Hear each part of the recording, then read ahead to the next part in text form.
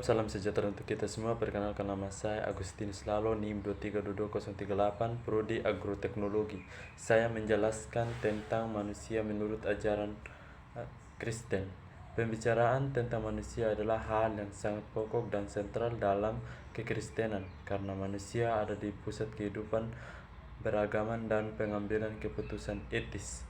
Pertama-tama harus diakui bahwa pertanyaan siapa manusia dalam arti bila manusia dianggap sebagai makhluk ekonomis yang menghasilkan barang dan jasa, nilai manusia tergantung pada produktivitas. Begitu pula bila manusia dianggap sebagai makhluk biologis, perhatian utama adalah bagaimana memenuhi kebutuhan-kebutuhan yang bersifat biologis dan kebutuhan-kebutuhan anggap tidak ada atau tidak penting.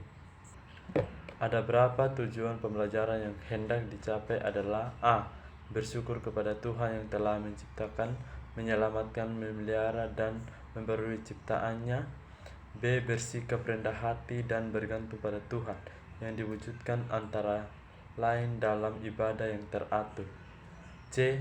Menumbuhkan kembali sikap sabar, tangguh, dan membawa damai. D. Bersikap peduli terhadap sesama manusia.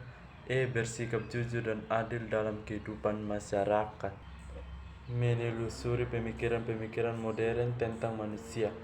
Manusia komunis bersumber dari teori antropologis mengenai hakikat manusia, menempatkan manusia pada pusat kepentingan, dan karena itu berpendapat bahwa karena manusia adalah ciptaan dirinya sendiri.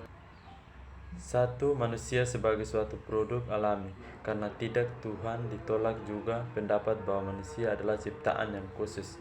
A. Cerita asal kehidupan manusia ialah hipotesis Darwin mengenai evolusi. B. Fakta adalah dunia material yang dipersepsi oleh indera. 2. Manusia sebagai ciptaannya sendiri yang bekerja adalah A. Hakikatnya adalah untuk bekerja dan menjadi pencipta. B. Kerja dianggap otonomi. C. Manusia adalah pekerja dan karena itu nilai manusia juga tergantung pada produktivitasnya. Manusia sebagai unit yang teralienasi. A. Yang menyebab manusia teralienasi adalah sistem hubungan dan nilai-nilai kapital. Manusia menderita sebagai macam analisis di hasil produksinya sendiri dan dari sesama. 3. Yang paling tegas adalah alienasi dengan diri sendiri yang membuat manusia menjadi takkan manusiawi secara total. 2. Manusia humanis.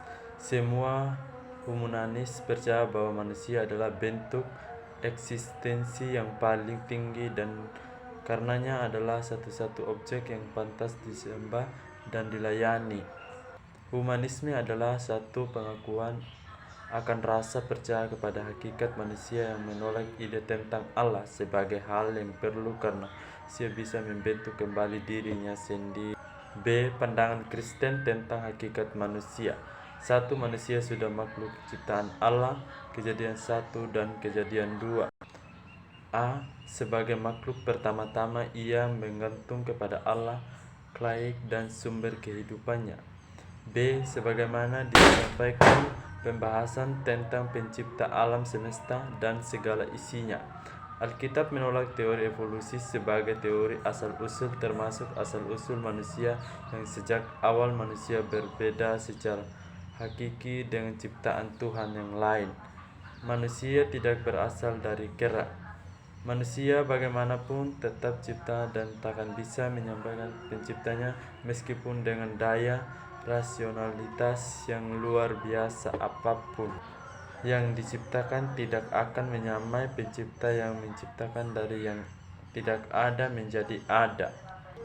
Manusia diciptakan menurut gambar Allah. A. Tradisi Kristen yang mendasarkan dirinya pada cerita Alkitab dalam Kejadian 1 telah menafsirkan makna kesegambaran manusia dengan Allah. B. Manusia diciptakan sebagai gambar Allah berarti manusia diciptakan sedemikian rupa untuk menjadi pihak lain yang diajak komunikasi oleh Allah. Allah menyatakan diri dan kehendaknya serta menurut responnya. C. Pada zaman Bapak-bapak gereja, ide ini difisirkan sebagai kemampuan rasional manusia yang membedakan dengan makhluk-makhluk yang lain. Implikasinya bagi tanggung jawab manusia adalah bahwa manusia selalu menebak relasinya dengan Allah atau yang dianggap Allah. Orientasi religius manusia yang memungkinkan fenomena agama selalu hadir dalam sejarah untuk umat manusia.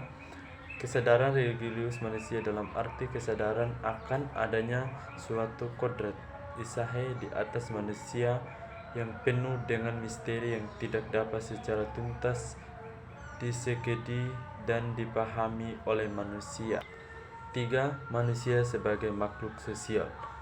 Dimensi individualis. A. Negara-negara dunia pertama yang sangat menggunakan dimensi individual dengan memperjuangkan kemerdekaan dan kebersamaan individu telah melahirkan sistem masyarakat dan ekonomi yang kapitalitas dengan ideologis pasar besar bebasnya. Dimensi sosialisme. A. Pihak yang sangat menggunakan dan melestarikan dimensi sosial dari kemanusiaan telah melahirkan sistem kemasyarakatan. B. Pada sistem ini hak-hak dan kebebasan individu yang harus untuk tunduk kepada kepentingan kelompok atau masyarakat. C. Persaingan ideologis seperti ini telah menjadi dikenal dengan Perang Dingin. Sikap Kristen yang bertanggung jawab agar tidak jatuh pada kolektivisme maupun individu. A. Harus ada keseimbangan antara individu dan kolektivitas. B. Kita dipanggil untuk percaya secara individu, namun kita juga terpanggil untuk menjadi orang percaya dalam kolektivitas yang kita sebut gereja. C. Kita perlu memperhatikan pertumbuhan dan kepentingan individu. Sebaiknya kita juga bertanggung jawab untuk mempertumbuhkan bersama-sama. Silakan Anda mematikan dan menafsirkanlah Efesus 4. Manusia sebagai makhluk rasional dan berbudaya. Allah menurut Alkitab memberi perintah kepada manusia untuk memelihara alam semesta. Manusia sebagai arti pelaksanaan dan wali Allah dengan memerintah dan memelihara alam semesta ini. Mendapat itu hanya bisa dilaksanakan karena Tuhan memperlengkapi manusia dengan potensi rasional.